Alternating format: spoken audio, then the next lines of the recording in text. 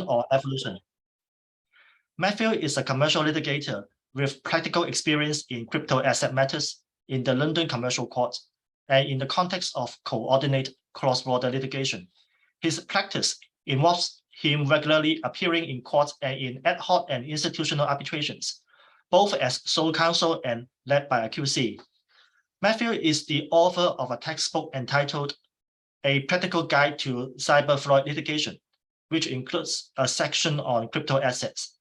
He has previously addressed industry events on the topic of crypto assets, including events organized by the Commercial Fraud Lawyers Association, the Tech Disputes Network, and the Singapore International Arbitration Center. Now, during the presentation, may I remind the participants that this webinar will be recorded. The recording will be uploaded to the website of the Hong Kong Institute of Arbitrators and also to the YouTube channel. The raise hand function and the chat function are disabled. If the participants have any questions, they are reminded to type their questions in the chat box. We will answer the questions afterwards. Attendees are not allowed to start the video or unmute themselves. CBD points has been applied. We will send an email to all once we receive the confirmation letter from the Law Society of Hong Kong. May I also remind the attendees to submit their evaluation form to us after watching the webinar. Now, without further ado, please join us in welcoming Matthew. Matthew, the floor is yours. Thank you very much. Good afternoon, everybody. And thank you, Simon, for your words of introduction. And of course, to the Hong Kong Institute of Arbitrators for inviting me to deliver this webinar today. As Simon has indicated, I'm a barrister based in London, and together with some of my colleagues at 20 Essex, I've been involved in some of the early forays that the English legal system has had in respect of the blockchain. So far, common law flexibility has prevailed and broadly sensible approaches have been taken. And I've been watching from afar similar developments happening in the Hong Kong courts. But it's still quite early days, and there have been relatively few cases so far. So my intention today is to speak generally about blockchain issues and to reflect on, in short, where we are and where we're going. The title of my talk is posed as Revolution or Evolution, and I'm going to just put the slideshow on the screen now.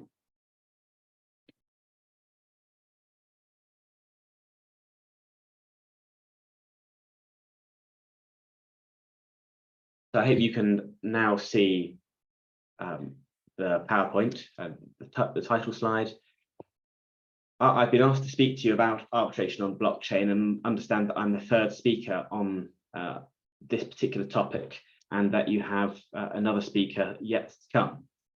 I'm going to be looking specifically at the issues that come up with arbitration and how we as arbitration practitioners need to respond to changes happening with the blockchain. Now, at the moment, arbitration is not taking place on the blockchain as such.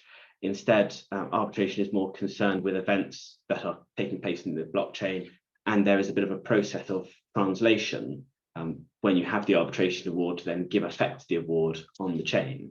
I'm going to talk towards the end of this session on how that might change in the future and how there might be a more integrated approach. But for now, we have this passing back and forth between the blockchain and arbitration processes. As to what is on the blockchain, I'm very conscious that that has been covered in previous sessions, so I don't intend to go into too much detail. I put some of the most obvious, most common options on the slide. Obviously, everyone is going to be aware of Bitcoin by now. The Bitcoin will, or the blockchain there records every transfer of Bitcoin right from the moment that it is first minted through every transfer that takes place since.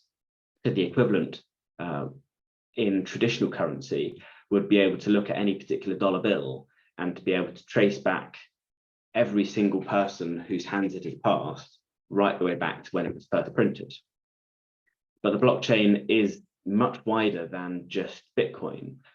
There are plenty of other crypto coins out there, some of which work in a similar way to Bitcoin, some of which work very differently.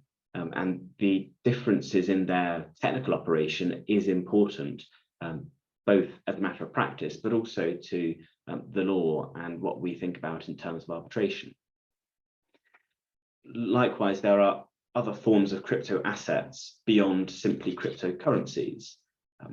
NFTs, non-fungible tokens, are a particular popular example, but like cryptocurrencies, we can't just put them all in the same bucket and assume they operate all in the same way.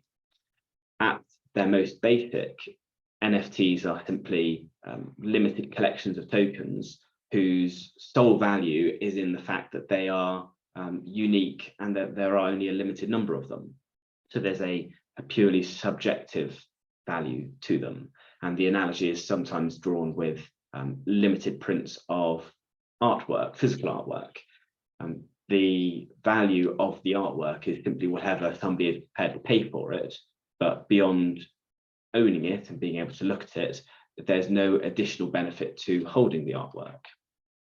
But in the case of NFTs, not all NFTs are simply that artwork equivalent. Some of them come with associated or collateral rights. And just to explain that, there are two examples I want to talk about. The first is a set of NFTs which are very widely known, called the Bored Ape Yacht Club collection.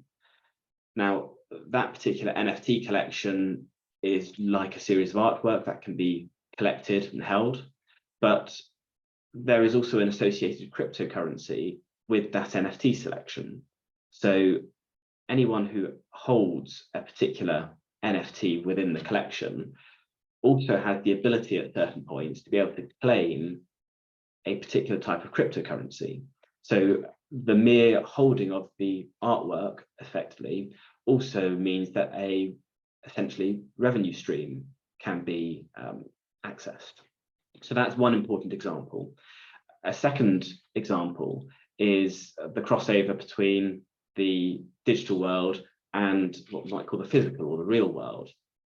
So in England, a well-known artist, Damien Hirst, released a series of unique physical artworks, each of which was also associated with an NFT. So when you bought one, you got both. But the arrangement was that after a year, whoever held the artwork and the NFT had to decide whether they wanted to keep either the NFT or the artwork. If they handed back the artwork to the artist, that artwork would be destroyed, but they would keep the NFT. Alternatively, if they kept the artwork, then the artist retained the ability to destroy the NFT. The technical term is to burn it. Essentially, it gets cancelled and deleted from the blockchain. So participants had to decide whether they wanted to keep the physical artwork or the NFT. But what that means for practitioners, arbitration practitioners, is that we need to make sure we're looking at the whole picture and not just concentrating with what is the obvious asset immediately in front of us. We need to think about what other wider issues might be there, and also consider possible benefits, such as do we need to look for collateral rights and protect those or secure those? But also we need to look at the risks. Is there a risk that the particular digital token that we're looking at on a blockchain can be burned by whoever controls the blockchain and therefore permanently lost? And I'll develop my reasons why I say those are particularly relevant later on in this talk. Finally, very briefly, I just want to make it clear that the blockchain is not just about these novel types of crypto assets. We can store any information on a blockchain, essentially. All we're talking about with blockchain is a permanent public record which cannot be retrospectively changed. So there are almost limitless possibilities as to how we might make use of blockchain technology. But one example for those familiar with international trade is the prospect of electronic bills of lading. And I've put that example on the slide. Physical paper bills of lading have been used for centuries as being the equivalent to goods on board a ship. So the bits of paper can be sold and transferred between parties, or they can be pledged to banks as security for a loan. But the nature of the particular industry being based on paper means that there is the inevitable risk of essentially forgery and fraud. And there have been a number of cases in recent years of paper bills being forged and pledged to multiple different banks, all thinking that they had unique security over the particular goods. And the blockchain is a good way in which we can resolve that particular security flaw, because there's no way of forging a new blockchain. There is one blockchain that the bank can access and examine, so the bank will know whether they are being given proper security or not. And once the bank is given security, that's recorded on the blockchain and everybody else can see that. So there are real world practical implications as to how the blockchain can modernize business. Now, having set out the sorts of assets that I'm going to be talking about, I'm now going to divide the remainder of my time roughly in three. First, I'm going to just talk about, hopefully in quite high level terms and quite quickly, where the common law has got to so far in terms of how we deal with assets recorded on blockchains. Second, I'll talk about some of the relevant issues that either are currently before arbitrators or may well come before arbitrators in the very near future. And third and finally, I'm going to look a bit to the future and try and forecast what is going to happen over the next 2, 3, 5 or 10 years in arbitration. What are we going to see happening as blockchain and arbitration interact? So turning first to where have we been? What's happened so far? As I said at the outset, the courts in England have been very active in considering issues around the blockchain, and likewise we've seen a lot of activity in Hong Kong and also in other common law jurisdictions like Singapore, New Zealand and Canada. The first point to bear in mind, though, is that all of these decisions come with well, probably one or more of the three caveats that I've put on the slide. The first is that they are often determining matters at an interim application stage for a freezing or moravian injunction, and therefore judges are not making final determinations of law. They're simply making determinations as to whether there is a serious issue to be tried on a point of law. The second caveat is that they're often attended by one party only, so the court doesn't have the benefit of adversarial argument. And perhaps even turning to my third point, where the parties are attended, the hearings are attended by two parties, sometimes the other party doesn't oppose particular points, or it may be common ground. That was the case in the Wang and Derby case in England, where it was common ground that crypto in that case was said to be capable of being property, and therefore the court proceeded on that assumption. That cannot be used as a safe authority, though, to say that as a matter of law, cryptocurrencies are definitely property. So that is just one thing to bear in mind when looking at all of these cases. And the second thing is a point that I've made already, and that is that not all crypto assets are minted equally. So just because the law has been held to apply in a certain way in respect of Bitcoin, for example, it doesn't mean that the same necessarily goes to all other cryptocurrencies. There will be obvious crossover, but it's always important to reflect on the technical features of the particular asset you're looking at and seeing whether the principles do genuinely apply to both or whether there is room to distinguish them. The main question that has been asked and gathered a lot of interest is what is the nature of crypto assets? And it seems to be becoming reasonably settled that they can, for the time being, be treated as a facet of personal property. That was the conclusion in the UK jurisdiction task force statement on crypto assets, and it's since been provisionally upheld in a number of cases. I've put on the slide the AA and Persons Unknown case and Fetch AI in England. And likewise, in Yan Yu Ying, the Hong Kong court reached a similar view. those were all interim decisions, and as I said a moment ago, have to be treated with a bit of caution there. But recently we've started to see some final decisions being made. So in the case of Jones in England, Jones and Persons Unknown, or Samara and Dan in Hong Kong, both of those cases have granted final relief based on the proprietary status of crypto asset. So that is a final determination that they are, in fact, personal property. But in both of those cases, the judge did not have the benefit of adversarial argument, only the claimant attended court. So there's that caveat I mentioned earlier as to actually how good an authority is, that they are. I suppose what we see is a trend where it is convenient for everybody to treat the asset as personal property. And there's certainly a very good argument as to why they are personal property, but there are certainly arguments against that. And all I would say is keep an open mind about it and be alive to the possibility that it could change. So some commentators have suggested, for example, that crypto assets themselves don't actually exist. There is no asset which is being passed around. All you have is the blockchain, which is a record of what has happened.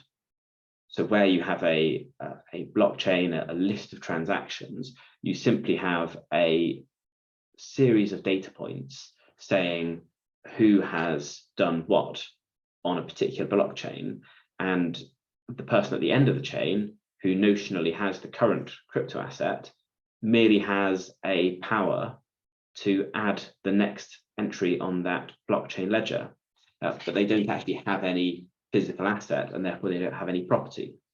So there are different ways of looking at it, and again, in the theme I'm going to pick up a couple of times in this talk, there is also the potential for very significant change, in that we could have quite a revolutionary approach if the recent Law Commission proposal in the UK becomes law, because the Law Commission have proposed that actually, rather than trying to fit crypto assets and blockchain assets into existing property structures, we actually need to start completely afresh and legislate for an entirely new category of digital assets as their own distinct class of property.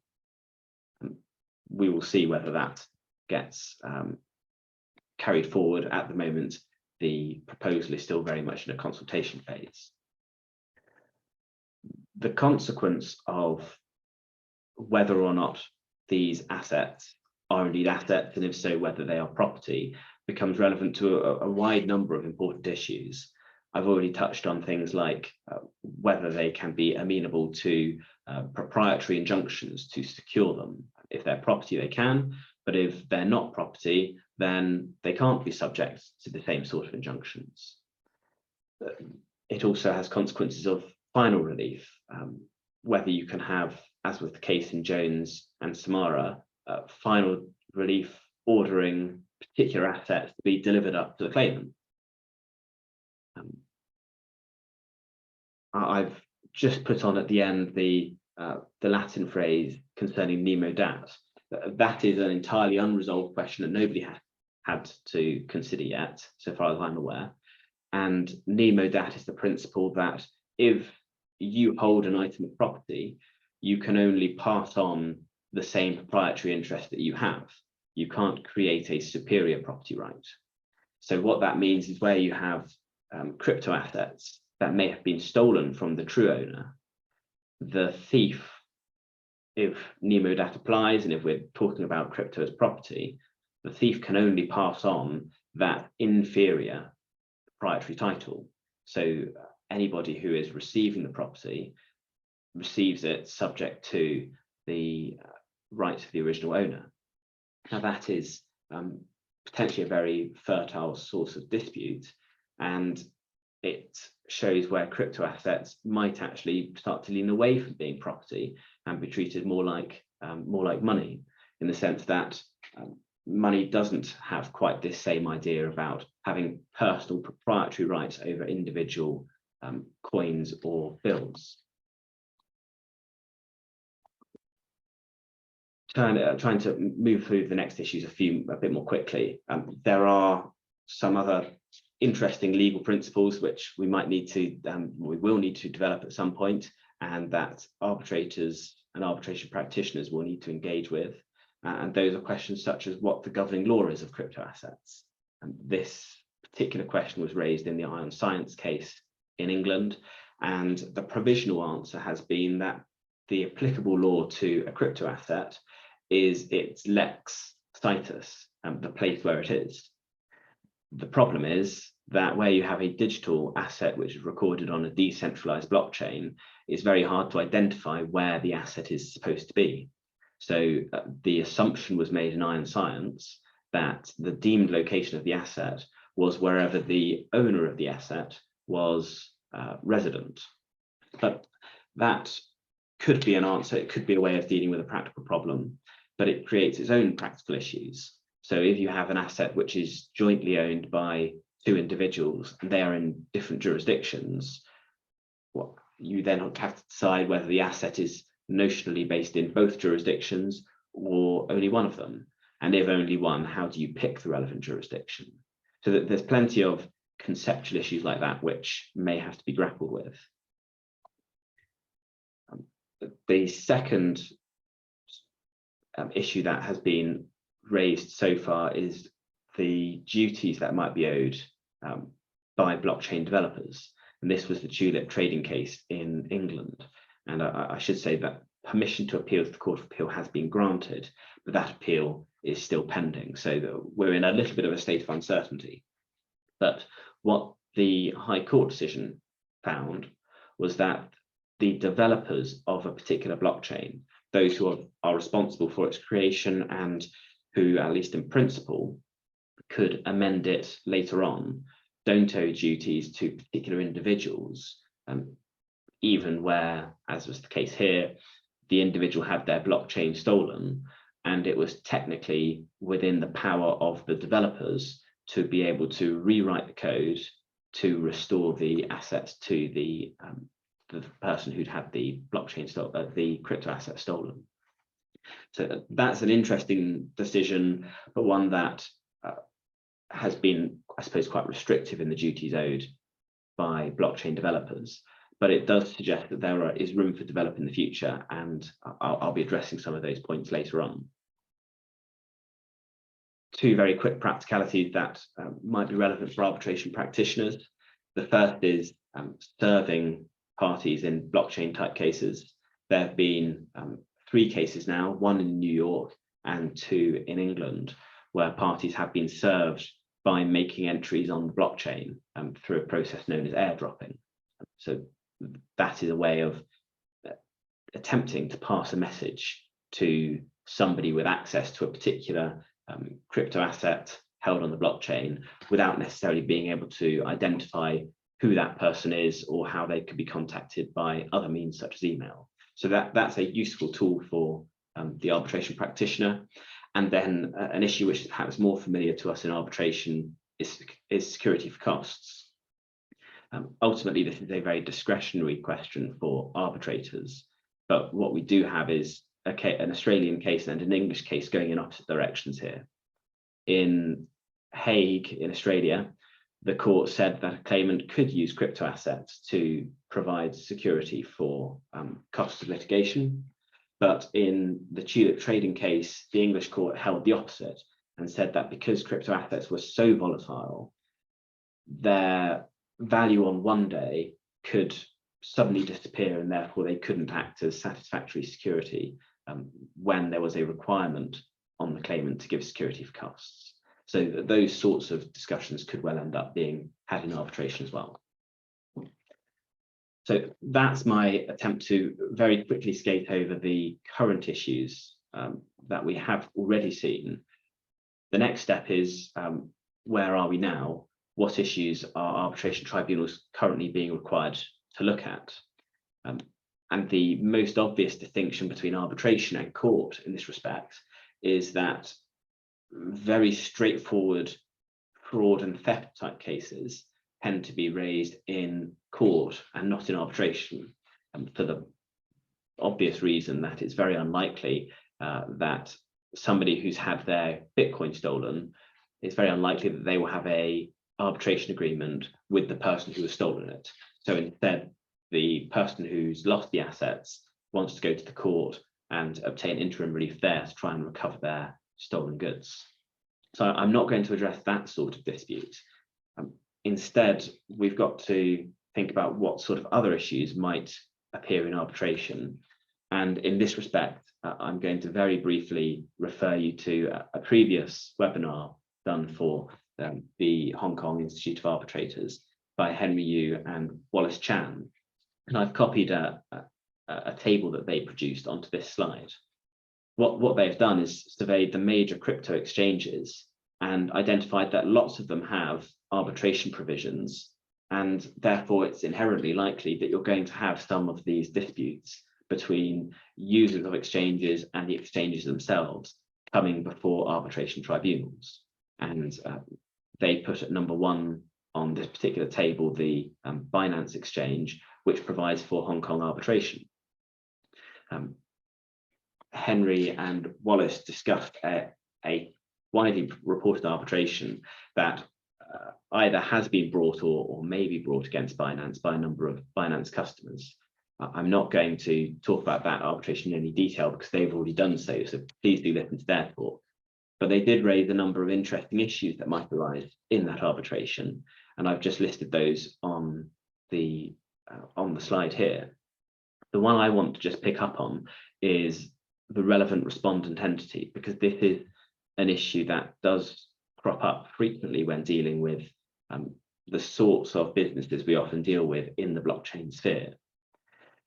In the Binance arbitration, possible arbitration, one of the issues might be, well, which incorporated legal entity is actually the correct respondent, who on the Binance side has actually signed up to the arbitration agreement. Because the way in which these businesses are structured means that it's not always obvious which particular limited company or incorporation is actually contracting with the customer in any given instance. Often all that the contracting party is simply said to be, as in this case, Binance, which is essentially the trading name. But where there are a number of incorporated Binance entities and their ownership structure is not entirely clear, that there can be legitimate concerns as to who is the correct legal entity that we're dealing with. Now, those sorts of issues are certainly not uncommon in arbitration more generally. The arbitrators quite often have to grapple with questions of jurisdiction and, if necessary, identifying who is actually party to the arbitration agreement. Now, one way in which that is going to become a live issue in the blockchain sphere is when we are dealing with what are known as decentralized autonomous organizations, DAOs. Now, the idea of these, the concept, is that where you have blockchain, which operates in a decentralized and international way, you have Bitcoin operating as an international currency, which isn't governed by any particular state. The technologists who support this sort of decentralized model say that you should also be able to have organizations which are not incorporated in any given state or jurisdiction. So a decentralized autonomous organization is essentially that. It's divorced from a governing jurisdiction. It's free from any governing law which would identify, for example, the legal entity that has been incorporated and where it might be. And the issue that we then run into is where you have a supposed decentralized organization having signed up to an arbitration agreement. When it comes around to actually bringing an arbitration against that organization, who do you bring it against? Because there is no legal entity against which action can be taken. So this is a novel issue thrown up by this decentralized model growing off the blockchain. But the solution is not a novel one.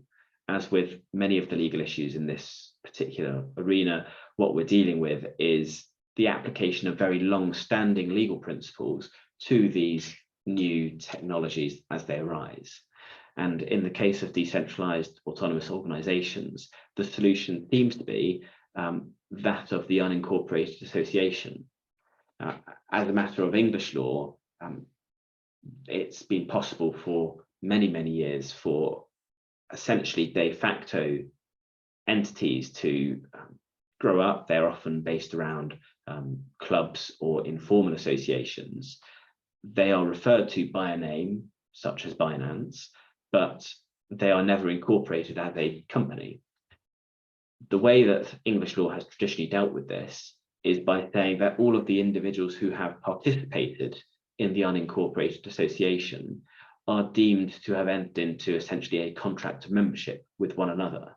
So they are all collectively bound by essentially a deemed contract. Bringing that to the current blockchain context, when you're dealing with decentralized autonomous organizations, the same analysis can be applied. So you have to look through the technology and try and understand what is actually happening behind the scenes, who has subscribed to this particular organization, and therefore how can we frame essentially a deemed contract between them all, such that, going back to our arbitration agreement point, where a particular DAO has signed up to the arbitration agreement, actually that is deemed to bind all of the members of that organization, whoever and wherever they may be. This sort of looking through what on the face of it appears to be a sort of novel ownership structure has got some support. I've put the Soleimani case on the slide, which is a recent case in England, which has been reversed on appeal, but on a different point to this. What was said at the first instance judge, by the first instance judge, and which was referred to with approval by the Court of Appeal, was it's not enough for blockchain participants to say that they operate in a borderless and decentralized way, so traditional legal principles don't apply.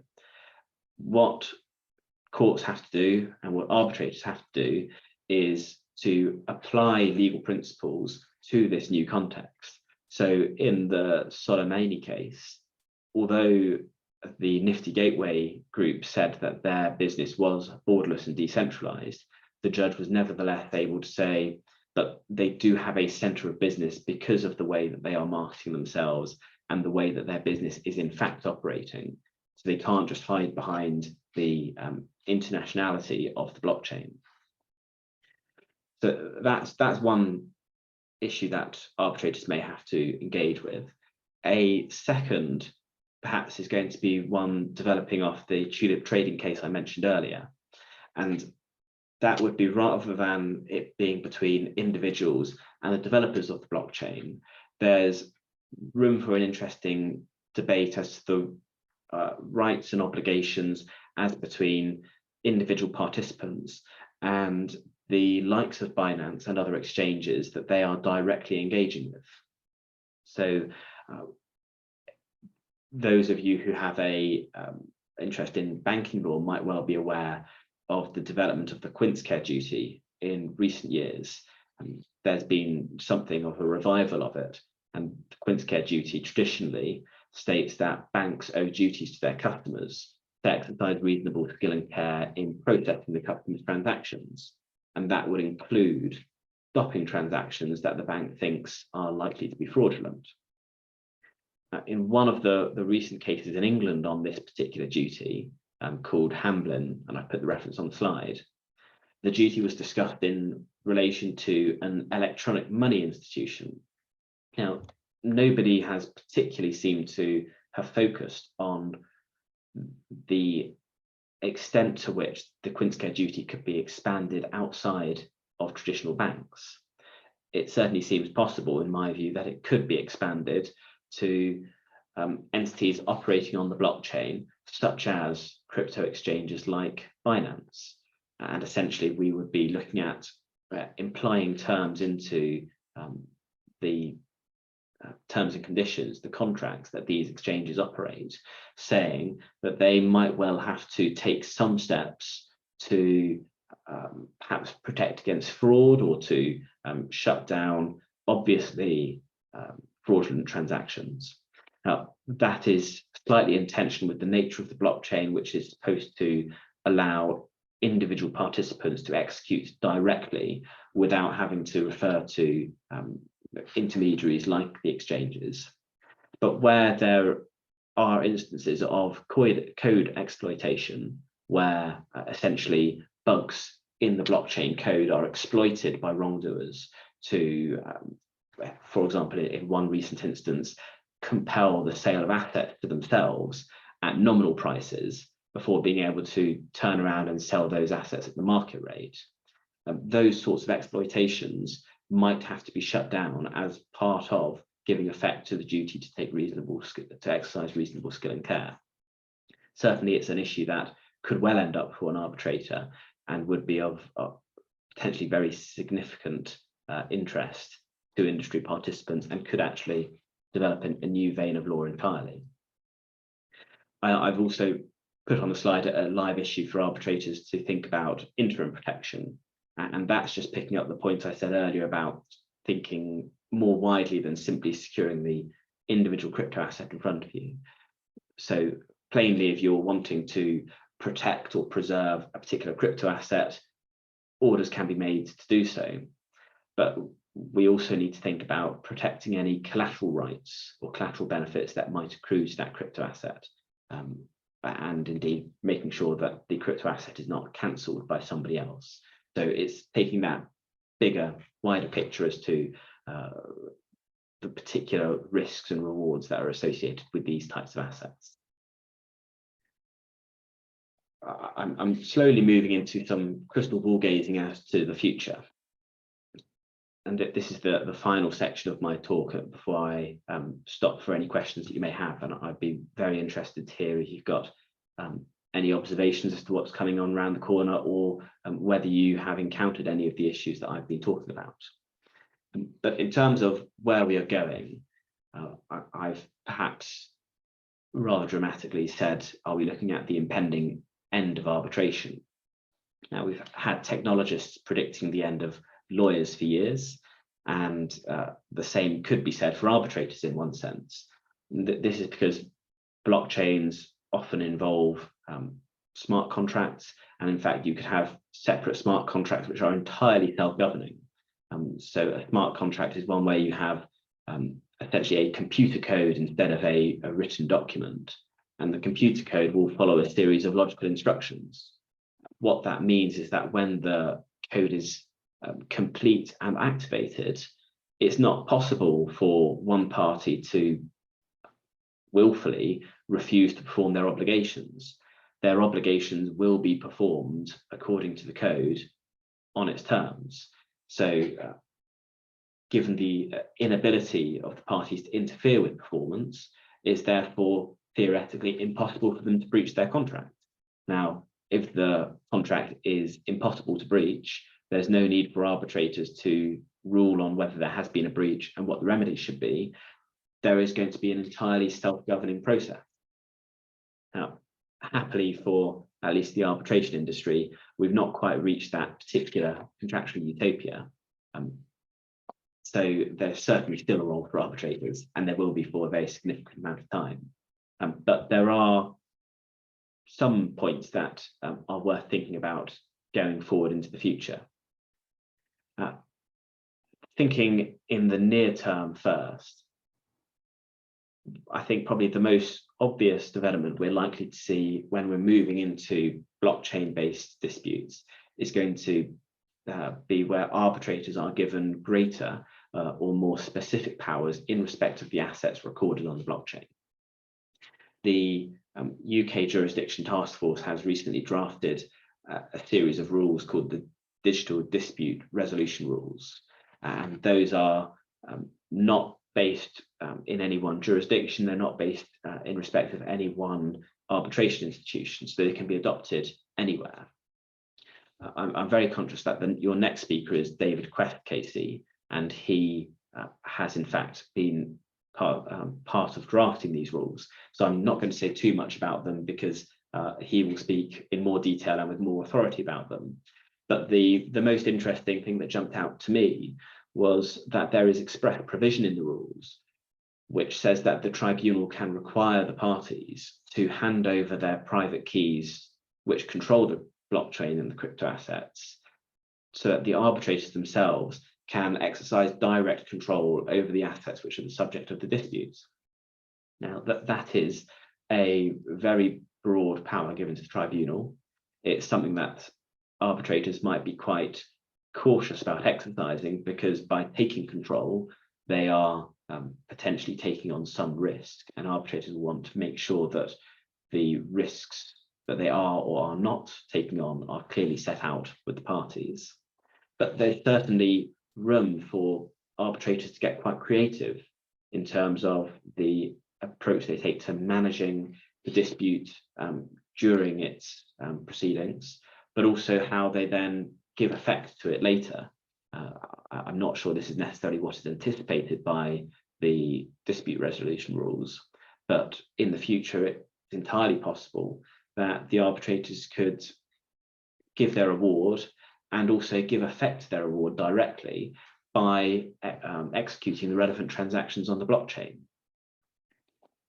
It's also worth thinking about, even if the tribunal doesn't have this power to do so directly, whether enforcing the award could be done in new and interesting ways. So this is where it becomes relevant to know what sort of blockchain you're dealing with. There is one type of cryptocurrency called Tether, and in the case of Tether, there is a central controller, and that central controller retains the ability to burn, to cancel individual Tether coins. Now, what that means is if you are in a situation where you are trying to regain access over a particular coin that has been misappropriated, and you can't get that particular coin back, instead you can look to the central controller, ask them to cancel that particular coin, and essentially reissue a replacement coin directly to you as the claimant. So that's quite a novel way in which you could look at the issue of enforcing an award, for example. That's the near term in terms of tribunals' powers. In terms of dealing with smart contract issues, I think that at some point a tribunal is going to have to grapple with them. As I say, we've not quite reached the stage where we have entirely self-governing, self-executing smart contracts, but there are situations where there are smart contracts in play, and then a separate legal issue arises in relation to them. Now, the UK jurisdiction task force has suggested that smart contracts are perfectly capable of being recognised as legally enforceable contracts, and that's whether or not they are also accompanied by a written document setting out conventional contractual terms. But what I can certainly anticipate coming before an arbitration tribunal is an issue where the smart contract has started to operate in a way which is unexpected and undesirable. And we saw a case of that a few years ago in Singapore in the B2C2 and coin case.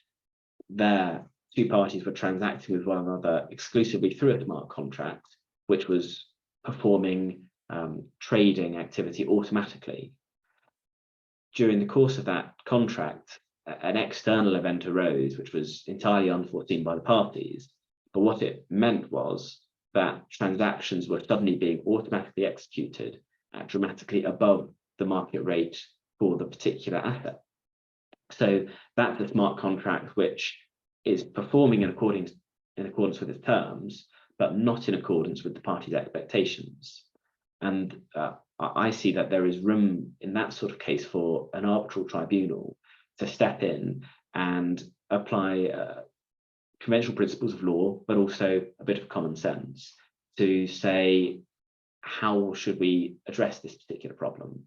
Should we require one party to essentially indemnify the other for the above market value trading? And that is a very conventional question which arbitrators would be well used to dealing with. So those are near-term developments we might see.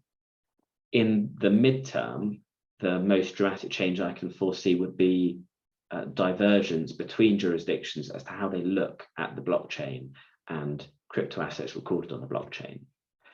I've already referred to the fact that the Law Commission in England had proposed that quite a dramatic shift away from the common law prevailing view at the moment. Now, if that consultation paper is generally supported, and if the proposal becomes a matter of English law through legislation, there's going to suddenly be quite a dramatic difference between England on the one hand and common law jurisdictions like Hong Kong on the other. And it will be interesting to see whether other jurisdictions will follow suit and take the same approach as England does, or whether actually we end up with two very different ways of looking legally at the same underlying asset. And if we do have that very significant divergence, that's going to be particularly relevant when one comes to international arbitration, where you have a mix of legal cultures and a mix of different ways of dealing with things. And it may well be that one party has been working on the basis that crypto is governed in one particular way as a matter of law, and suddenly they found that it's being governed in a very different way.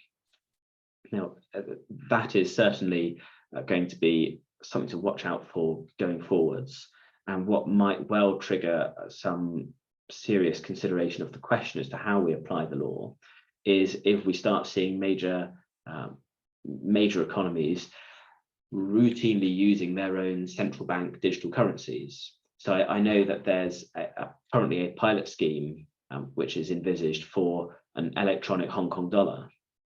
Now, if the electronic Hong Kong dollar was to become widely used on a matter of daily commerce in Hong Kong, clearly there's got to be some sort of legislation or at least legislative scrutiny to make sure that the nature of this electronic Hong Kong dollar is as the creators wish it to be, and that it operates and fits in with the existing law in the way that it should fit in. So that's going to be a good opportunity for essentially legislators to actually give it some serious thought as to how we engage with the blockchain and how we translate traditional legal principles to this new technology. Finally, before I move on to whether you have any questions, if I was really to do some long-term speculation, the next step on that I can see from the likes of the digital dispute resolution rules, where arbitrators are given the private keys, is where you have almost a complete integration between the blockchain and the arbitration process. I started out by saying that at the moment there's a process of translation between the two, and you go back and forth. It could be that you end up with arbitration looking very different in the future, and arbitration is taking place entirely on and within the blockchain. Now, there are some early moves in this sort of direction. We have the likes of traditional Hong Kong arbitration, which is in some ways very much like a court process, but there are perhaps modern technologies which operate a very different way around dispute resolution. So major retailers like Amazon and eBay have their own online resolution tools and systems, and that is one very consumer and very in some ways extreme use case, but it's entirely plausible that something is going to come up which will be somewhere between traditional Hong Kong arbitration and Amazon online dispute resolution. So one company which has started essentially a decentralized arbitration process is called Kleros. And in Kleros arbitration, a large number of so-called jurors are convened, and they will look at genuine legal disputes and decide whether the claimant or the defendant should prevail. But the way the decision making is done is it is done without consultation between the jurors, and there could be thousands of jurors. Instead, each individual juror votes in a secret ballot, and the majority decision wins. But the I suppose, the crypto element on top, the blockchain element on top, is that everything is recorded securely on the blockchain. So there is some confidence in the matter being sufficiently anonymized and secure that the jurors can't be interfered with. But jurors are also incentivized to try and apply what they consider to be good common sense and get the correct result, because all majority jurors, everyone who finds in accordance with the majority view, is then rewarded by essentially a particular cryptocurrency created within the Kleros environment. But what I can see that developing into is a situation where you might have a particular blockchain governing a particular crypto asset like Bitcoin or whatever the next Bitcoin might be. But rather than any disputes involving that particular asset being referred to external arbitration, there is instead essentially an arbitration process on the chain within that particular blockchain community, with the community coming to make a final and binding decision. And potentially not only would it be binding, but it might also be automatically executing. If everything is taking place within the same blockchain, there's no reason why you couldn't have the coding set up such that when there is a majority decision, that majority decision is given immediate and automatic execution. So that gets away with the need for external references to arbitration and additional enforcement phases following an arbitration. So, as I say, some long way off in terms of time, but potentially that could be genuinely revolutionary. So that brings me to my concluding thoughts. Are we talking about revolution or evolution when thinking about arbitration on the blockchain? Now, my personal view is that at the moment, we are just a matter of thinking about it in terms of evolution. And that's for the four reasons I put on the slide. Very briefly, we're looking at conventional disputes just simply as applied to a new asset class. We are still thinking about issues such as mis-selling investments to unsophisticated investors. All we have instead is a new technology, which means that potentially more individuals can be drawn in. And new technology is the second way that we've got an evolution. We have to understand how these new technologies work, but again, we can understand them by reference to what we have always worked with in terms of investigative techniques, but also in terms of the law. We don't need to create something entirely new. We can apply existing principles. And the fourth way in which there's an evolution is in terms of dealing with challenges, including in particular for arbitration, where arbitrators are reliant on perhaps to a degree the supervisory powers of the court, and there's also issues with enforcement. But we aren't dealing here with something entirely new. We are just dealing with the application of well-known, well-established processes to a new technological environment. In terms of revolution, the two things that I think do represent a real prospect of disruptive revolution would be the two that I've mentioned towards the end of my talk. And that is that we have a very significant divergence in how different laws deal with crypto assets and the blockchain. And the second is if we do have a very different way of doing arbitration to what we have now, where there is perhaps much greater integration between the arbitral process and the blockchain. So that there are some exciting things potentially coming down the line in the future, but for the time being, I do think that arbitration is particularly well suited to grappling with blockchain type disputes, not least because the idea of decentralization ties in quite nicely with having international arbitrators who are not tied to a particular state court. And indeed, parties could choose to have a technical arbitrator rather than a traditional arbitrator, where you have a particularly tricky technical point in the relevant arbitration. So that's, I think, my summary of where things are going. I hope you found that helpful or interesting, thought-provoking, and I would be very keen to hear if you've got any questions. Thank you very much for your time. Thank you, Paul. Thank you for your wonderful sharing and advice. Shall we give the audience some time to type in the questions? Yes.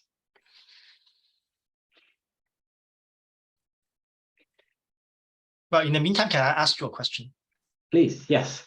Well, I look at your PowerPoints. You mentioned earlier that it seems that the English court is taking the view that the applicable law for crypto assets is the lex situs, the place where the crypto asset is situated. Can you elaborate a bit more about this? Because it seems to me that you can always put, say, you can put your Bitcoin, your Ethereum, and Solana, etc., in just a cold wallet, and then you can carry it from one place to another, from one country to another country. Yes, exactly. So I think that's one of the particular issues with the lex situs analysis, that in a way it shows why the analysis isn't completely foolproof, because you can artificially move the asset around without anything taking place on the chain. As you say, if you put your crypto into a cold wallet, on the blockchain, nothing may change, but you could move from jurisdiction to jurisdiction. Now, I think that's why the view is taken that the current location of the individual cannot be correct, because the asset will be moving around all the time. Instead, the view seems to be in England that it's most likely going to be the jurisdiction that the owner is actually domiciled in, the one that they're living in, even if that's not where they are currently physically based. The problem is that is essentially it's an assumption. It's not a principled way of establishing the location of the asset. It's simply saying, for practical purposes, this is where we're going to say that it exists. The difficulty is that when you have those sorts of essentially tie-break type approaches, the common law is not terribly good at dealing with making unprincipled tie-break decisions, because the common law wants to rest on some sort of principled underlying justification for why things are the way that they are.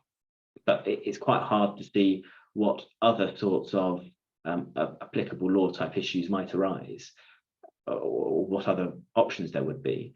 I suppose there are other ways that you could look at it depending on individual situations. You could say that if somebody had put their cryptocurrency in a particular exchange, and that exchange is able to be identified as being in a particular jurisdiction, you could say, fine, well, by placing it with that exchange, you've essentially transferred it to that jurisdiction. That's one way of dealing with applicable law. Another way might be to say, by participating in a particular blockchain, it might be that there is a practice that everyone on a particular blockchain treats the applicable law as being a particular state. So that is another way in which you might find the applicable law being something other than the lex situs. Well, yes, thank you. But if we treat the asset, the location of the asset in the exchange as the place of jurisdiction, that will create much more problem.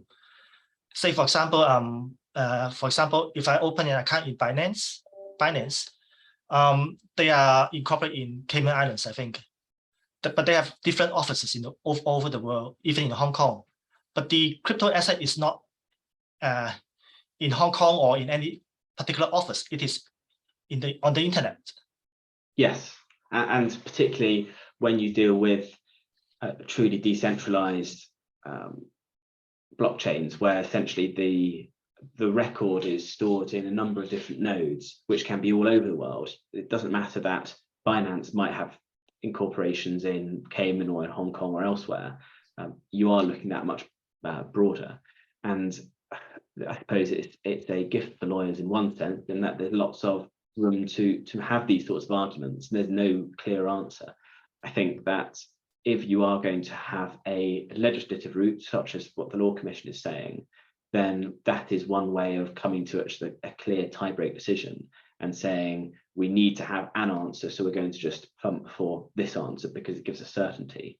But until then, I agree, there's some very learned academics who've got much more sort of experience in this than I have, who've been trying to sit down and come up with I suppose the correct answer, but they can't agree. There are lots of options out there, and it's still very much at large for people to have the discussion, have the argument, and try and justify in any one case why we should say the applicable law is that of Hong Kong or Cayman or somewhere else.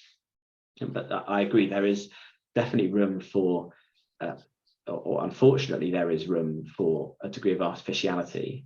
And you can also have the problematic situation where the underlying asset, the crypto asset, might not change. But what you have is that the governing law of that asset will change for some other reason. So if on the current assumption of the law, if I owned a crypto asset and I'm domiciled in England, the governing law is deemed to be England. But if tomorrow I decided to move to Hong Kong and reside in Hong Kong, then suddenly the asset's not changed, but it's now governed by Hong Kong law, not English law. So that is a very real issue, which unfortunately I think is just a feature of the way in which these assets work. Thank you, Matthew. Is there any questions from the audience?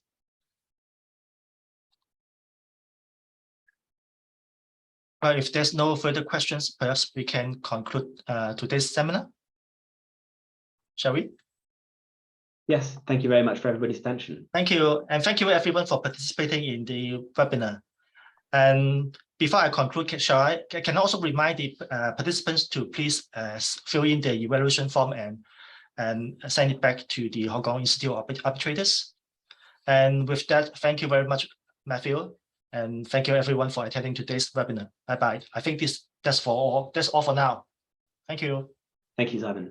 Thank you. Bye-bye.